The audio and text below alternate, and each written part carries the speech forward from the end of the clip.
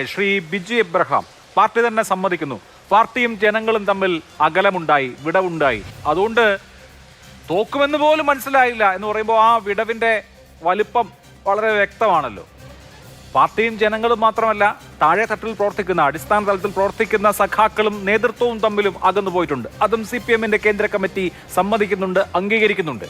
ഇനിയുള്ള ചോദ്യം എങ്ങനെ പരിഹരിക്കും ഈ പ്രശ്നം എന്നുള്ളതാണ്. എങ്ങനെ ഈ വിഷയത്തെ അഡ്രസ് ചെയ്യും എന്നുള്ളതാണ്. ഇങ്ങനെയൊക്കെ പറ്റി എന്ന് നാട്ടുകാരോട് പറയുക എന്നുള്ളതിനപ്പുറത്ത് പറ്റിയ പ്രശ്നങ്ങൾ പരിഹരിക്കുന്നതിലേക്ക് എപ്പോഴാണ് CPM കടക്കുക? അങ്ങനെ തിരുത്തുന്നതിന്റെ യാതൊരു ലക്ഷണവും നമുക്ക് ഇതുവരെ കാണാൻ കഴിയില്ല. ഇനി സെപ്റ്റംബറിൽ ചേരുന്ന വിശാല സംസ്ഥാന സമിതിയിൽ ഉണ്ടാകുമോ എന്നുള്ളത് കാത്തിരിക്കേണ്ടി വരും.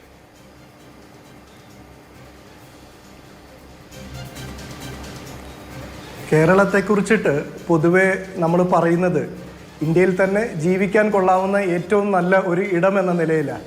ഈ പശ്ചിമഘട്ട മലനിരകൾ മുതൽ അറബിക്കടൽ വരെ നീണ്ടു നിൽക്കുന്ന വെയിലും മഴയും ഒക്കെ കിട്ടുന്ന സമശീതോഷ്ണ മേഖല എന്ന നിലയിൽ ഇന്ത്യയിൽ തന്നെ ഏറ്റവും അധികം ജീവിക്കാൻ അനുരൂപമായ ഒരു ഇടമെന്ന നിലയിലൊക്കെ പൊതുവെ കേരളത്തെ വിശേഷിപ്പിക്കാറുണ്ട്. കേരളത്തിൻ്റെ സാമൂഹ്യ ജീവിതത്തിൽ ഒഴിച്ചുകൂടാനാവാത്ത ഒരു സംഗതിയാണ് ഇടതുപക്ഷ മനസ്സെന്ന് പറയുന്നത്. കേരളത്തിൽ ഇടതുപക്ഷത്തിന് സവിശേഷമായ ഒരു സ്പേസ് ഉണ്ട്. കേരളത്തിൽ ആദ്യമായി രൂപീകരിക്കപ്പെട്ട EMSന്റെ നേതൃത്വത്തിലുള്ള സർക്കാർ മുതൽ നാളിതുവരെ കേരളത്തിൽ ആ മനസ്സ് നഷ്ടപ്പെട്ടു പോയിട്ടൊന്നുമില്ല. അതുകൊണ്ടാണ് മുൻ പ്രതിപക്ഷമായിരുന്ന UDF-ന് അടക്കം പറയേണ്ടി വന്നത് ഞങ്ങളായിരുന്നു യഥാർത്ഥ LDF എന്ന് അവർ പറയേണ്ടി വരുന്നത്. കേരളത്തിലെ ജനങ്ങൾക്ക് അത്തരത്തിൽ ഒരു ഇടത് മനോഭാവം എല്ലാ കാലത്തുമുണ്ട് എന്നുള്ളത് കൊണ്ട് തന്നെയാണ്. ഇനിയും ഈ തെരഞ്ഞെടുപ്പ് കഴിഞ്ഞാൽ കേരളത്തിൽ ഇടതുപക്ഷത്തിനുണ്ടായത്, പ്രത്യേകിച്ച് CPM അതിനെ വിലയിരുത്തുന്നത് കനത്ത പരാജയം എന്ന നിലയിൽ തന്നെയാണ്. പരാജയത്തെ അംഗീകരിക്കാതൊന്നും ഇരുന്നിട്ടില്ല. കനത്ത പരാജയം കേരളത്തിൽ നേരിട്ടു എന്ന നിലയിൽ തന്നെയാണ് CPM അതിനെ വിലയിരുത്തുന്നത്. അതുകൊണ്ട് തന്നെയാണ് അസാധാരണമായ ഒരു നടപടി നമ്മൾക്കിവിടെ കാണാൻ സാധിക്കും. അങ്ങിപ്പോൾ സൂചിപ്പിച്ചതുപോലെ തിരുത്തലിൻ്റെ യാതൊരു ലക്ഷണവും ഇവിടെ കാണുന്നില്ല എന്ന് പറഞ്ഞത് വസ്തുതാവിരുദ്ധമാണ്. ഇപ്പം ഈ കേന്ദ്ര കമ്മിറ്റി തന്നെ ഇന്ത്യയിൽ നടന്ന വിവിധ സംസ്ഥാനങ്ങളുടെ തെരഞ്ഞെടുപ്പിനെ അവലോകനം നടത്തിക്കൊണ്ട് CPIM-ന്റെ വെബ്സൈറ്റിൽ പ്രസിദ്ധീകരിച്ചിരിക്കുന്ന ഈ വിവരം തന്നെ പൊതുജനങ്ങളുടെ സമക്ഷം സമർപ്പിക്കുകയാണ്.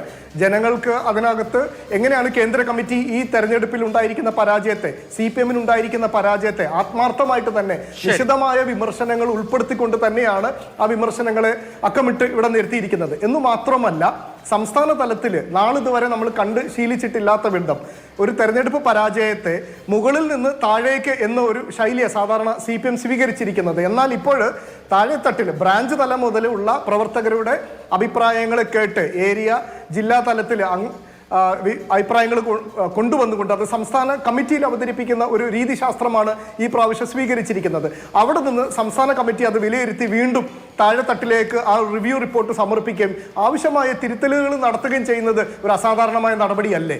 കാലങ്ങളായിട്ട് നമ്മൾക്കിത് കണ്ടുവരുന്ന ഒരു പതിവില്ല. എന്ന് മാത്രമല്ല, ഓരോ സംസ്ഥാന കമ്മിറ്റി അംഗങ്ങളും വിവിധ ഏരിയ കമ്മിറ്റികളിൽ പങ്കെടുത്തുകൊണ്ട് തന്നെ ഏരിയ അംഗങ്ങൾക്ക് പറയാനുള്ള വിമർശനങ്ങളെ സ്വതന്ത്ര മനസ്സോടുകൂടി കേൾക്കാൻ തയ്യാറായി എന്ന് പറയുന്നതും, ഉയർന്ന കമ്മിറ്റിയിലുള്ള സഖാക്കൾ താഴ്ന്ന കമ്മിറ്റികളിലുള്ള ആളുകളെ കേട്ടു, കമന്റ് ചെയ്യാതെ തന്നെ കേട്ടു, അവരുടെ കാഴ്ചപ്പാടുകളും കൂടി ചേർത്ത് റിപ്പോർട്ടുകൾ ഉണ്ടായി. സംസ്ഥാന സെക്രട്ടേറിയറ്റിന്റെ കണ്ടെത്തലിനെ സംസ്ഥാന സമിതി ഭേദഗതി വരുത്തി. കേന്ദ്ര കമ്മിറ്റി ഇപ്പോൾ അത് ക്രോഡീകരിച്ചിരിക്കുന്നു. കേന്ദ്ര കമ്മിറ്റിയുടെ കൂടി അഭിപ്രായം ചേർത്ത് അത് പാർട്ടി അനുഭാവികൾക്കും പാർട്ടി അണികൾക്കും പാർട്ടി മെമ്പർമാർക്കും ഒക്കെ വായിക്കാൻ പറ്റുന്ന വിധത്തിൽ സമൂഹത്തിന് മുമ്പിൽ അവതരിപ്പിച്ചു. അത്രയൊക്കെ ശരി, ഞാൻ ആ കാര്യത്തിനെ എതിർക്കുന്നില്ല. പക്ഷേ ഈ വിഷയം പരിഹരിക്കാൻ എന്ത് ചെയ്തു എന്നുള്ളതാണല്ലോ പ്രാഥമികമായ വിഷയം.